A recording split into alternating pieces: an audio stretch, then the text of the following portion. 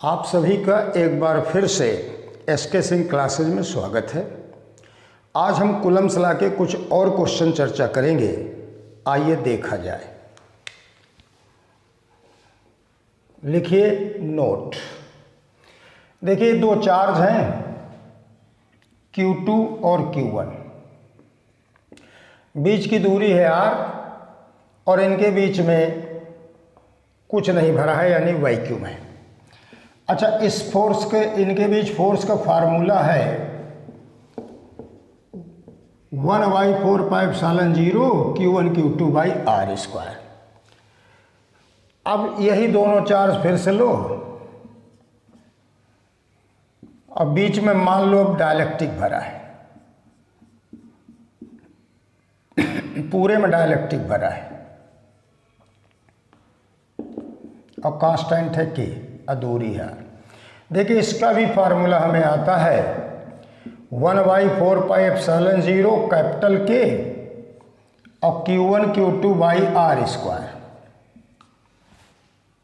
हम ये चाहते हैं कि डाइलेक्ट्रिक यहाँ से निकाल दें और डाइलेक्ट्रिक का असर बना रहे। अब आप सोचिए डाइलेक्ट्रिक का असर क्या होता है। डाइलेक्ट्रिक का असर ये है कि K टाइम्स फोर्स घट जाता है, यानी डाइलेक्ट्रिक भरने से फोर्स कम हो जाता है। तो आप फोर्स को दूसरे तरीके से भी तो कम कर सकते हो। कैसे? इन दोनों चार्ज के बीच की दूरी बढ़ा दो। ये लीजिए, यानी डाइलेक्ट्रिक निकालिए और दूरी बढ़ाइए। ये यानी ये फिगर और ये फिगर दोनों एक। कैसे? डाइलेक्ट्रिक भर के जितना फोर्स कम हुआ है, दूरी बढ़ा के आप उतना फोर्स कम कर लो। तो आइए इसमें देखें फोर्स कितना है। F dash 1/4πε0 Q1 Q2 by R dash square. अब जरा ध्यान देना, यहाँ फोर्स F डैश है जब डाइलेक्ट्रिक भरा है, यहाँ भी फोर्स F डैश है, डाइलेक्ट्रिक नहीं भरा है। तो इन दोनों को अगर हम कंपेयर करें तो देखिए क्या मिलेगा हमें। R डैश बराबर √KR। एक बहुत अच्छा फार्मूला हाथ लग गया। वो क्या कि आप चाहें तो डाइलेक्ट्रिक निकाल के फेंक दो, लेकिन उसका असर अभी भी बना रहेगा अगर हम दूरी को √K टाइम्स बढ़ा दें। अब क्वेश्चन ये बनता है कि जब इसके लिए अच्छा खासा फार्मूला मौजूद है तो ये सब करने की क्या ज़रूरत है। आइए हम सिचुएशन देखें कि इसकी ज़रूरत हमें क्यों है।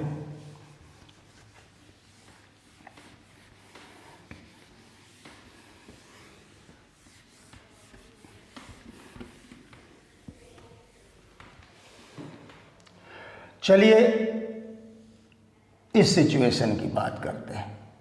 ये Q1 और ये Q2, अब बीच में देखिए थोड़े हिस्से में डाइलेक्ट्रिक भरा है केवल T मोटाई का, ये लो। अब पूरी दूरी है R। अब अगर हमसे कोई कहे कि Q1 और Q2 के बीच फोर्स बताइए, हमारे पास फार्मूला नहीं है। हमारे पास सिर्फ दो ही फार्मूला है। या तो Q1 Q2 के बीच में कुछ ना भरा हो, यानी या तो हवा है या तो वैक्यूम है, और या तो पूरे में डाइलेक्ट्रिक भरा हो। आधे अधूरे में भरा हो डाइलेक्ट्रिक, उसका कोई फार्मूला नहीं है हमारा। लेकिन अभी हम एक तरीका सीखे हैं कि हम डाइलेक्ट्रिक चाहे तो निकाल दें। तो आइए हम इस डाइलेक्ट्रिक को निकाल देते हैं। तो क्या करेंगे बदले में? दूरी बढ़ाएंगे। तो चलिए हम इसके बदले ये दूरी बढ़ा देते हैं। ये है Q2, ये है Q1 और ये दूरी है R डैश। अब यहाँ जानते हैं क्या है? वैक्यूम, माने डाइलेक्ट्रिक निकाल दिया। चलिए R डैश कैसे ढूंढोगे? देखिए जितना हिस्सा खाली है उसको तो एज इट इज़ ले लो, और जितना भरा है उसे √K टाइम्स बढ़ा दो। ये लो, यानी इस फार्मूले से हमने नई दूरी ढूंढ लिया। अब बताइए पूरा खाली है ना, इसका फार्मूला हमारे पास है, क्या है बताओ। एफ कितना लिख दूँ, 1/4πε0 Q1 Q2 अब बाई में R डैश स्क्वायर। है ना बिल्कुल आसान तरीका कि अगर कहीं पार्शियली भरा हो डाइलेक्ट्रिक तो आप उसे निकाल के फेंक दो, बीच की दूरी, दोनों चार्जेस के बीच की दूरी बढ़ा दो और फार्मूला लगा दो। आइए एग्जाम्पल देखें, लिखिए इसका एक example.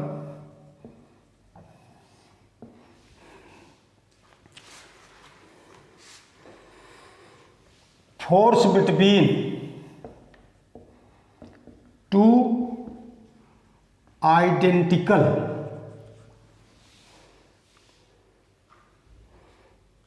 Charges placed at a distance r in vacuum is F. Now a slab of dielectric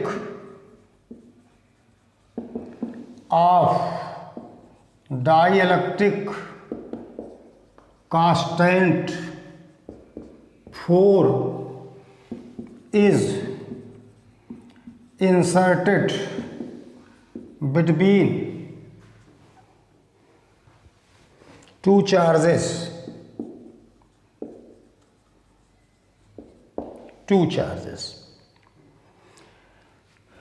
If thickness of slab is R/2, then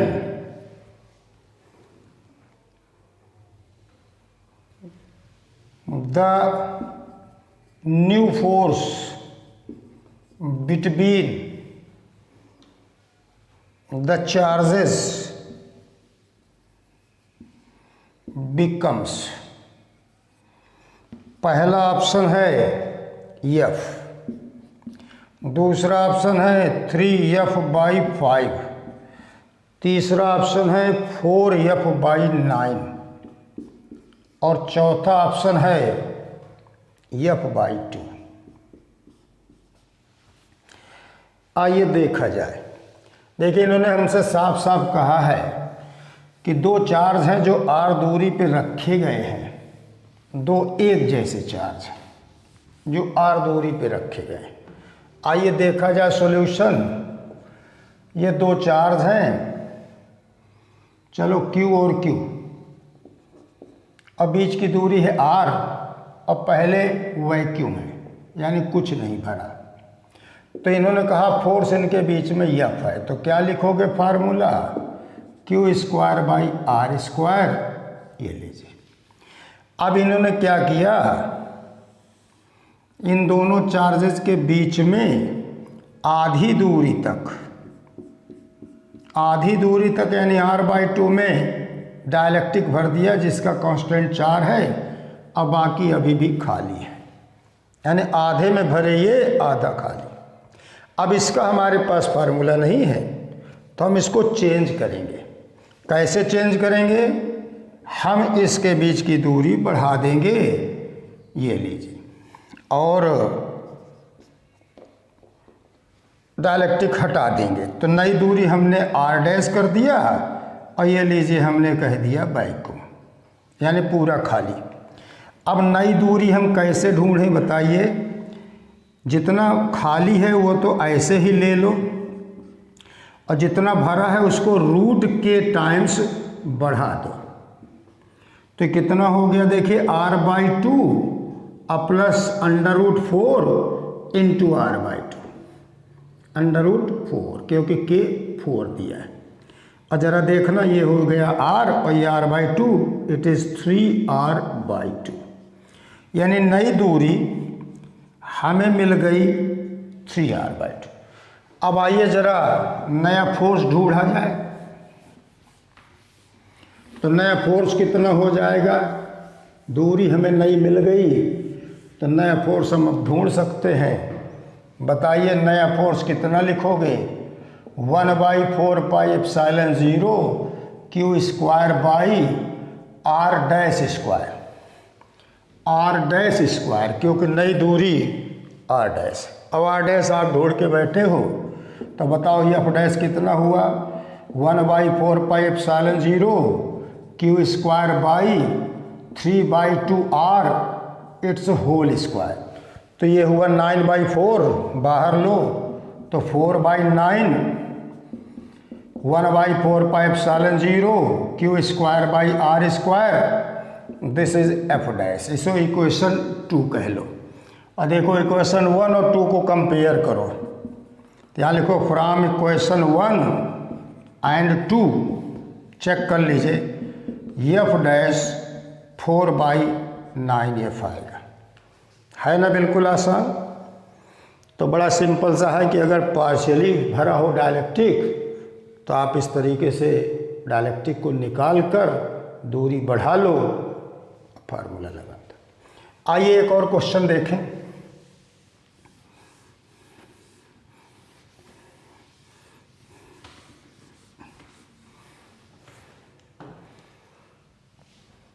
अगला एग्जाम्पल लिखिए। 2 charges are placed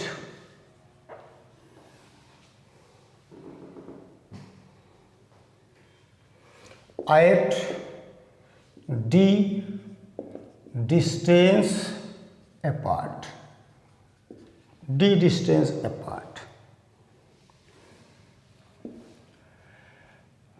The force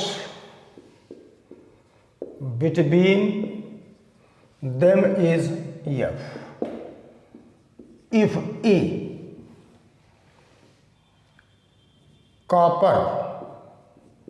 copper plate of thickness d/2 is placed between 2 charges,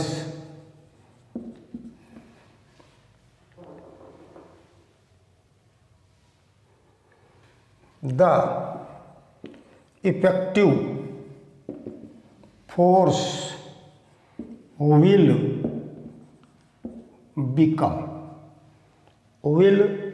be लिख दो।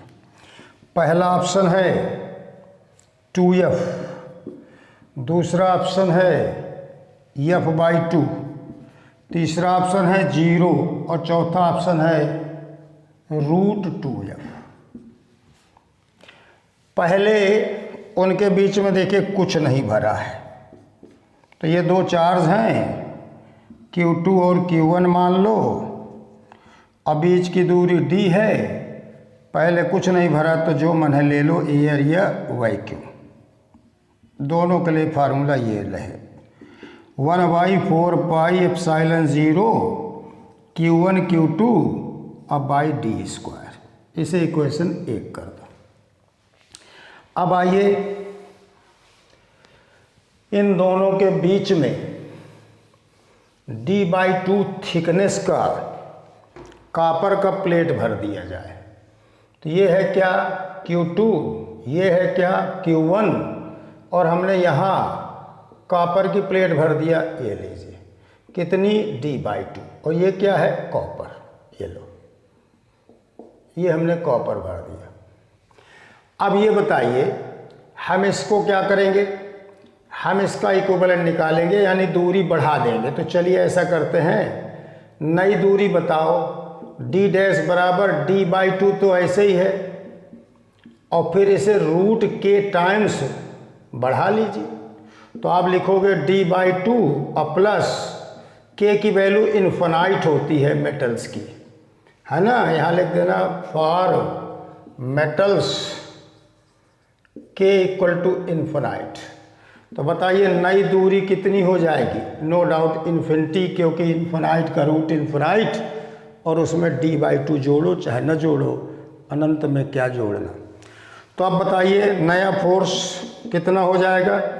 1/4 pi epsilon 0 Q1 Q2 by नई दूरी उसका square, यानी no doubt कितना लिख दूँ? 0, क्योंकि जब आप अनंत से भाग दोगे तो 0 आएगा। आगे बात समझ में है ना? बढ़िया आसान। आइए चलिए और एक वैरायटी देखी जाए। ये तो पार्शियली फील्ड का केस था कि यानी आंशिक रूप से अगर हम डायलेक्ट्रिक भर दें तो फोर्स कैसे ढूंढेंगे। अब दूसरी वैरायटी नोट करिए, फिर से नोट करिए। देखिए एक स्फीयर है, बहुत अच्छा क्वेश्चन है, इसकी रेडियस है r1। एक और स्फीयर है, इसकी रेडियस है r2। इसमें चार्ज है q1, इसमें चार्ज है q2। अब इनको हमने आपस में जोड़ दिया। ये लो, ये है r1, ये है r1 और ये है r2, और इन्हें हमने आपस में जोड़ दिया। किससे जोड़ दिया? एक वायर से, तार से। जानते हो क्या होगा? इधर से उधर या उधर से इधर चार्ज ट्रांसफर होगा। तो चलिए इसका चार्ज मान लेते हैं, नया हो गया Q1 डैश और इसका चार्ज हो गया बदल के Q2 डैश।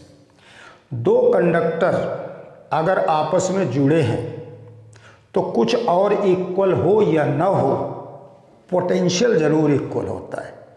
तो इसका जो पोटेंशियल होगा V1 डैश और इसका जो पोटेंशियल होगा V2 डैश बराबर होगा।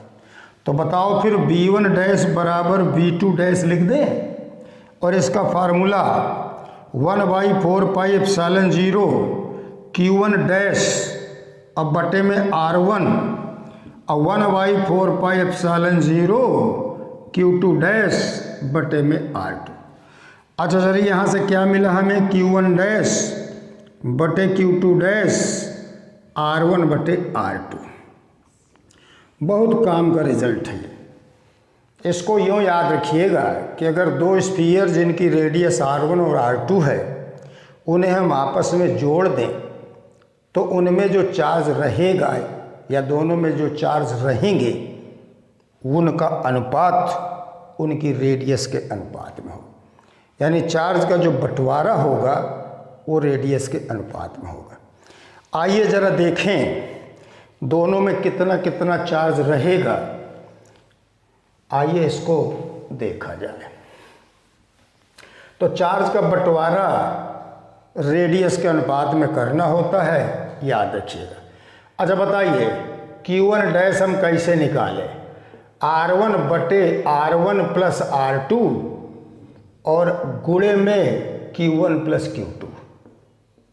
लीजिए फार्मूला बन गया।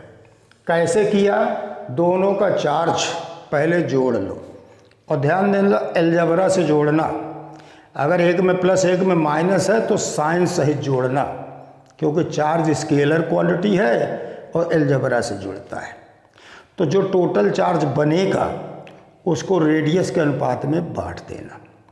अब बताओ रेडियस के अनुपात में कैसे बांटेंगे? जैसे उदाहरण के लिए 100 रुपये को 1:3 में बांटना है, तो कितना दोगे पहले को? 1/1 + 3 × 100। बस उसी हिसाब से R1/R2 के अनुपात में बांटना है, तो R1 बटे R1 प्लस R2 और गुणे कुल। इसी तरह से Q2 डैश क्या लिखोगे?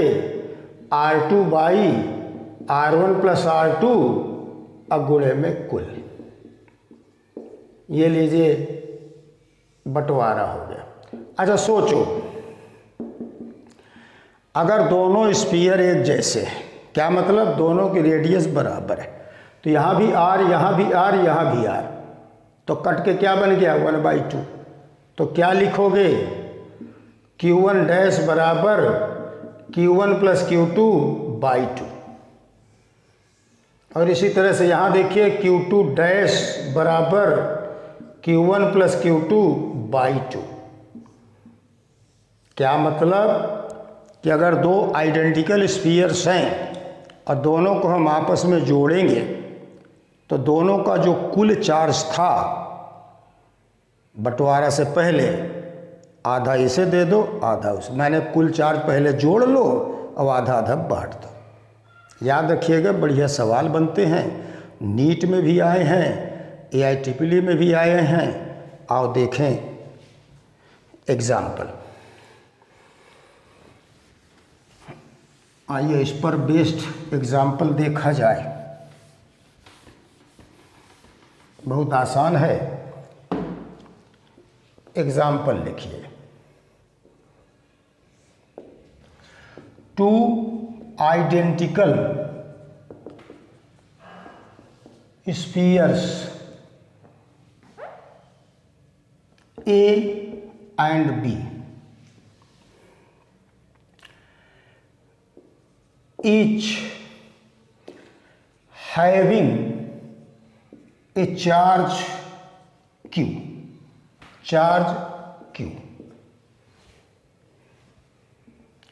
repel each other with a force F. If a third identical and uncharged sphere C, उसका नाम है C, is first touched with A, then with B, and finally removed away from both। Question हमारा है find new force between A and B। Options लिख लो। F/4, 3F/4, तीसरा option है F/8 और चौथा ऑप्शन है 3F/8। अभी देखिए जो हमने सीखा है चार्ज का बंटवारा, यानी दो स्फीयर हैं एक जैसे का मतलब दोनों की रेडियस बराबर।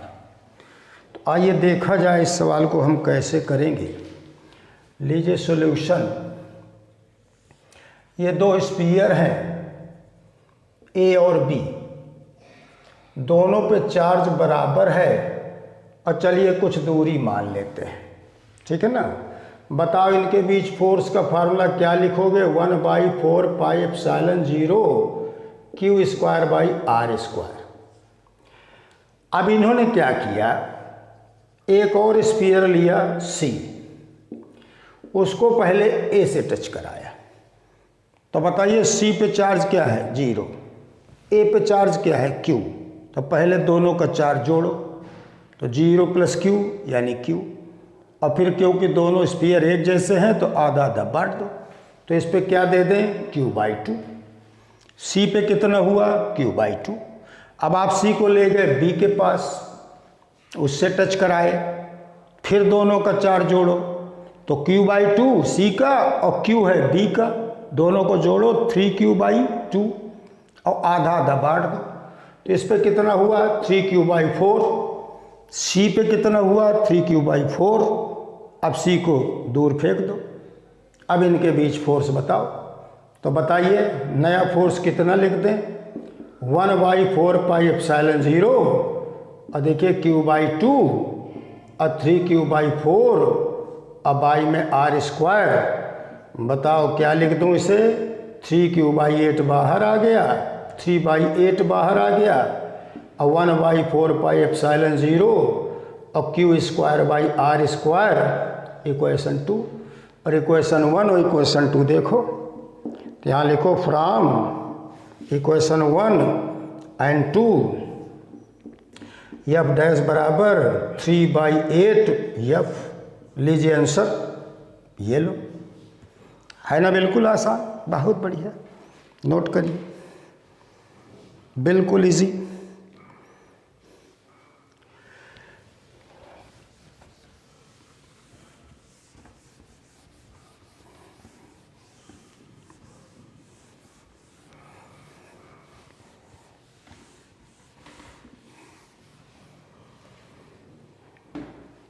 अब आइए हम एक और वैरायटी देखें कूलम्ब्स लॉ की। तो फिर से लिखो नोट। अब देखिए थोड़ा सा ध्यान देना, दो चार्ज हैं Q2 और Q1। अब हम चर्चा कर रहे हैं न्यूट्रल पॉइंट। न्यूट्रल पॉइंट जहाँ फील्ड जीरो है, तो लिखो यहाँ एक पॉइंट है न्यूट्रल पॉइंट, यहाँ लिख देना व्हेयर E यानी electric field zero, where E is zero lies on the line joining Q1 and Q2 and in between them if Q1 and Q2 are like charges। ध्यान दीजिएगा, बहुत अच्छा point है। अगर Q1 और Q2 दोनों like हैं, यानी दोनों या तो प्लस हैं या तो दोनों माइनस हैं, तो न्यूट्रल पॉइंट यानी जहां इलेक्ट्रिक फील्ड जीरो होती है, वो दोनों को मिलाने वाली लाइन पर होगा और उनके बीच में होगा। यानी कहीं यहां होगा न्यूट्रल पॉइंट, ये होगा एक पॉइंट। दूसरा point, neutral point lies on the line joining Q1 and Q2 but not in between them if Q1 and Q2 are unlike charges। unlike charges मतलब साफ है कि अगर एक प्लस है और एक माइनस है, तो इस लाइन पर तो होगा न्यूट्रल पॉइंट, लेकिन इनके बीच में नहीं होगा। तो अब किधर होगा, आओ ये देखें। इसमें लिख लो neutral point lies near the charge of a smaller magnitude। ये लीजिए, तीसरा पॉइंट कर देते हैं, यानी जो वैल्यू में छोटा है, साइन पे मत जाइएगा। एक प्लस है एक माइनस है, तो बीच में तो नहीं आएगा, या तो इधर आएगा या तो उधर आएगा। तो किधर आएगा, जो चार्ज वैल्यू में छोटा, मैग्नीट्यूड जिसका कम होगा उसके पास आएगा। ये दोनों पॉइंट, बल्कि तीनों पॉइंट याद रखिएगा, ये इलेक्ट्रिक फील्ड के चैप्टर में भी काम आएंगे और यहाँ भी काम आएंगे, इसलिए हमने इसको यहीं पढ़ा दिया। दोनों जगह काम आएगा, यहाँ भी इस पर सवाल मिलेंगे, वहाँ तो मिलेंगे। आओ इसके भी उदाहरण देख ले एक आध।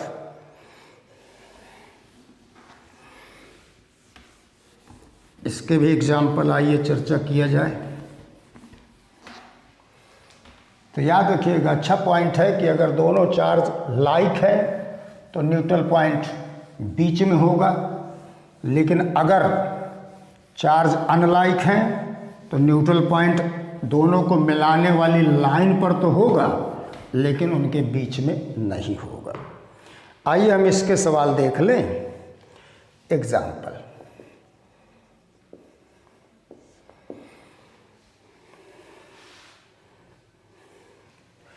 If A charge Q is placed at the centre of line joining two equal charges capital Q such that the system is in equilibrium.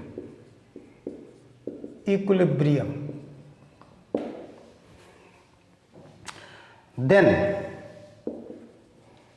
the value of Q is, पहला ऑप्शन है Q/2, दूसरा option है -Q/2, तीसरा option है Q/4 और चौथा option है -Q/4। आइए जरा इसका सॉल्यूशन देखें। देखिए दो चार्ज हैं, ये कैपिटल Q और कैपिटल Q, और ठीक बीच में इन्होंने रख दिया स्मॉल q। तो चलिए दूरी कुछ मान लेते हैं। ये है दूरी, मान लो a, ये ही दूरी a, बीच है तो a मान लो। अच्छा जरा ध्यान देना, इन्होंने सिस्टम के इक्विलिब्रियम की बात की है। सिस्टम के इक्विलिब्रियम का मतलब समझते हो, तीनों इक्विलिब्रियम में होने चाहिए। तो कैपिटल Q ये तो लाइक है, तो न्यूट्रल पॉइंट तो दोनों के बीच में आएगा, और क्योंकि दोनों वैल्यू में भी बराबर हैं इसलिए न्यूट्रल पॉइंट बीचों बीच है। यानी जो स्मॉल q है वो तो गारंटीड इक्विलिब्रियम में है। तो हम इसको लिख सकते हैं clearly, Q is in equilibrium. इसके इक्विलिब्रियम को जस्टिफाई करने की जरूरत नहीं है, क्योंकि इस पर फोर्स नहीं लगेगा। आप ऐसे भी देख लो, ये इस पर जितना फोर्स लगाएगा उतने फोर्स ये भी इस पर लगाएगा और अपोजिट होगा। अब आइए हम इसके इक्विलिब्रियम की बात करें।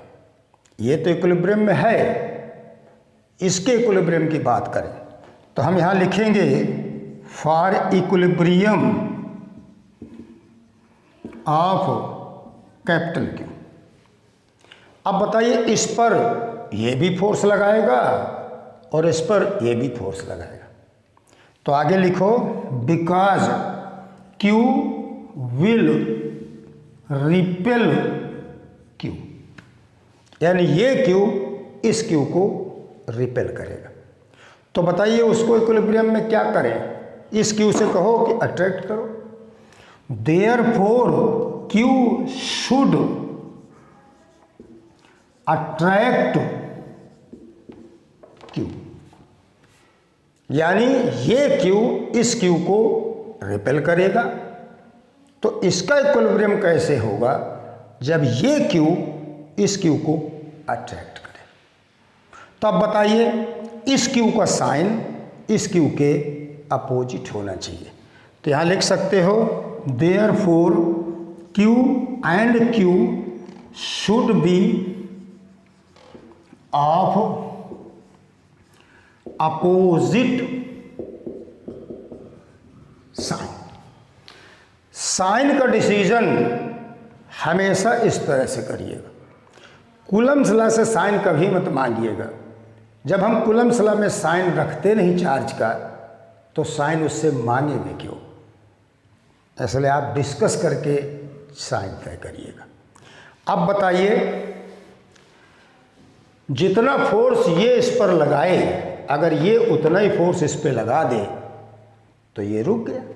तो हम क्या कहें? चलिए इसका फोर्स पहले इस पे देखें। तो 1/4πε0 Q गुणे Q अब बटे a²। ये देखिए, अब इसका फोर्स इस पर देखो, तो 1/4πε0 अब Q गुणे Q अब बटे में 2a, क्योंकि इसके बीच की दूरी क्या है 2a। जरा सब काट पीट के देखो q कितना आया, नो डाउट q/4। और ये देखो क्या है, अपोजिट है ना, तो यहाँ लिख लो q बराबर -q/4, यानी आंसर ये सही। बहुत बढ़िया सवाल है, सब आए हुए क्वेश्चन है पेपर में। अब आप सोच लीजिए, थोड़ा सा डिस्कशन और आइए और एक क्वेश्चन देख लें तो क्लियर हो जाए कि ये इक्विलिब्रियम का नाटक कैसे जस्टिफाई करते हैं। अब देखो एक बात सुन लीजिए, 3 में से 2 को हमने इक्विलिब्रियम में प्रूव कर दिया, तो तीसरा अपने आप इक्विलिब्रियम में होगा। तीनों को अलग से हमें जस्टिफाई नहीं करना पड़ता, केवल 2 को कर दो, काम चल जाएगा। तो हमने 2 का इक्विलिब्रियम जस्टिफाई कर दिया, हमारा क्वेश्चन सॉल्व हो गया।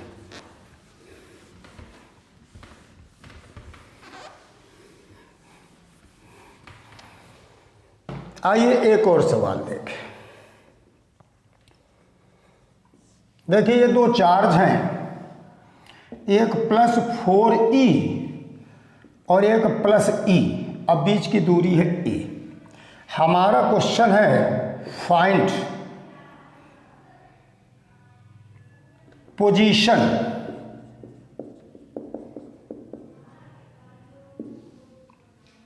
Nature and magnitude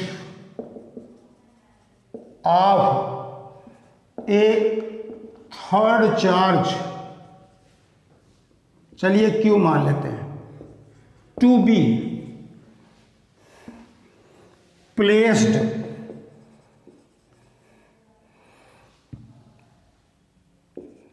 so that the entire system is in equilibrium। ये सवाल है, मतलब तीसरा चार्ज कहाँ रखें, उसका नेचर यानी प्लस या माइनस, और उसकी वैल्यू यानी मैग्नीट्यूड कितना हो जिससे पूरा सिस्टम इक्विलिब्रियम में हो जाए। आइए इसका सॉल्यूशन देखा जाए। देखिए ये +4e और ये है +e, बताइए दोनों पॉजिटिव हैं। अभी थोड़ी देर पहले जो हमने नोट लिखा है कि अगर दोनों लाइक हैं तो न्यूट्रल पॉइंट कहाँ आएगा, इनके बीच में कहीं आएगा, तो वो छोटे वाले के नज़दीक आएगा। चलो ये मान लेते हैं, ये है न्यूट्रल पॉइंट। ये चार्ज हमने यहाँ रख दिया। अब मान लो ये दूरी x है, तो ये दूरी कितनी बचेगी, a - x, क्योंकि बीच की दूरी a है। आइए पहले हम इसका इक्विलिब्रियम चेक करें, फिर हम इसका इक्विलिब्रियम चेक करेंगे, और 3 में से 2 का इक्विलिब्रियम चेक करना होता है बस। तो चलो देखो, फॉर इक्विलिब्रियम ऑफ Q, हम पहले Q का इक्विलिब्रियम चेक करें। ये +e, इस पर जितना फोर्स लगाए, ये +e इस पर उतना ही फोर्स लगाए, तो इक्विलिब्रियम हो गया। आओ देखें, अभी हम इसका साइन देखो नहीं जानते। इसका साइन प्लस लोगे तो ये रिपेल करेगा, तो वो भी रिपेल करेगा, तो भी अपोजिट हुए। इसका साइन माइनस लोगे तो ये उसको अट्रैक्ट करेगा, और ये भी अट्रैक्ट करेगा, तो भी माइनस, तो भी अपोजिट हुए। यानी Q के साइन से Q के इक्विलिब्रियम पे फर्क नहीं पड़ेगा, केवल पोजीशन पे से उसका सारा कह लो पोजीशन से तय होगा कि वो इक्विलिब्रियम में है कि नहीं। तो आइए इसका इस पर फोर्स देखा जाए। तो 1/4 पाई और E गुणे Q बटे में x², इसका फोर्स इस पर, तो ये चार्ज और ये दूरी। अब इसका फोर्स इस पर, तो 1/4πε0 और 4e इंटू क्यू अब बटे में a minus x whole square. अब सब काट कूट के देखो क्या बचेगा, रूट ले लेना, तो 1/x और 2/a माइनस एक्स, हमने रूट ले लिया, काट दिया, ई क्यू 4 ये और ये कट गया, देखो 4 बचा, स्क्वायर है स्क्वायर। अच्छा तिरछा गुणा करो, a माइनस एक्स बराबर 2x यानी a बराबर 3x यानी x बराबर a/3। क्या मतलब, यहाँ से a/3 दूरी पर आप रखिए q को इक्विलिब्रियम में, तो इसके इक्विलिब्रियम से हमें इसकी पोजीशन मिली, इसका साइन नहीं मिला। अब आइए 4e का इक्विलिब्रियम चेक करें, तो आगे लिखो for equilibrium of plus 4e।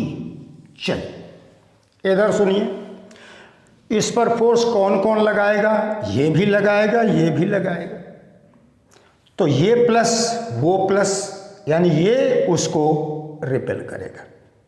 तो बताइए इसका इक्विलिब्रियम कैसे होगा जब ये उसको अट्रैक्ट करे, तो आइए लिखा जाए, because plus E will repel plus 4e, therefore Q should attract plus 4e, therefore Q should be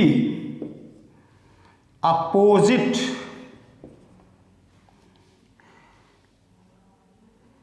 Q should be negative लिख दो।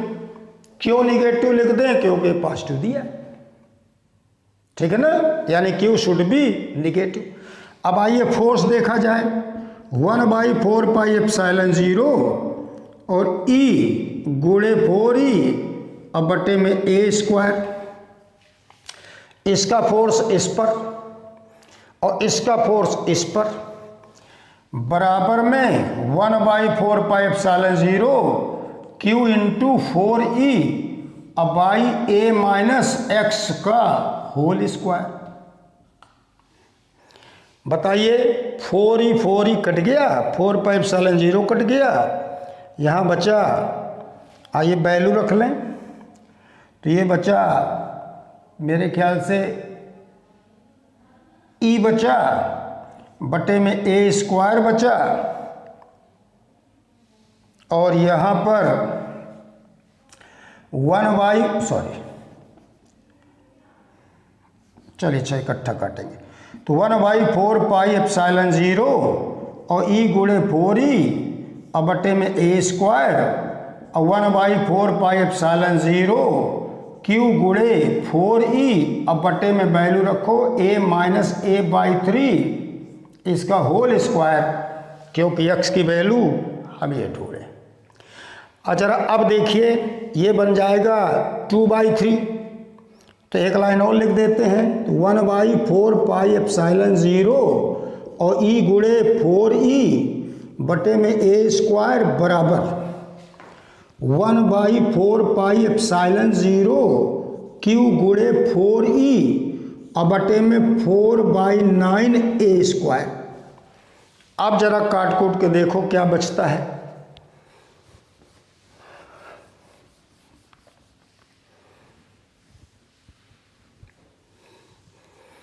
तो मेरे ख्याल से इधर बचेगा e और उधर बचेगा, या सीधे लिख दो q बराबर 4/9e, देख लो चाहे 1/4π कट गया, 4e कट गया, a स्क्वायर कट गया और 4/9 इधर आ गया, q वहाँ बच गया। अब देखिए ये तो वैल्यू हो गई, नेचर यहाँ से मिल चुका है और पोजीशन यहाँ से मिल चुकी है, तो तीनों पूछा था, नेचर बताओ और वैल्यू बताओ और पोजीशन बताओ, ये लीजिए। तो हम अगर कहें तो q बराबर -4/9e, क्योंकि साइन तो निगेटिव है ना, बिल्कुल सिंपल सवाल, IIT में आया सवाल है, सोच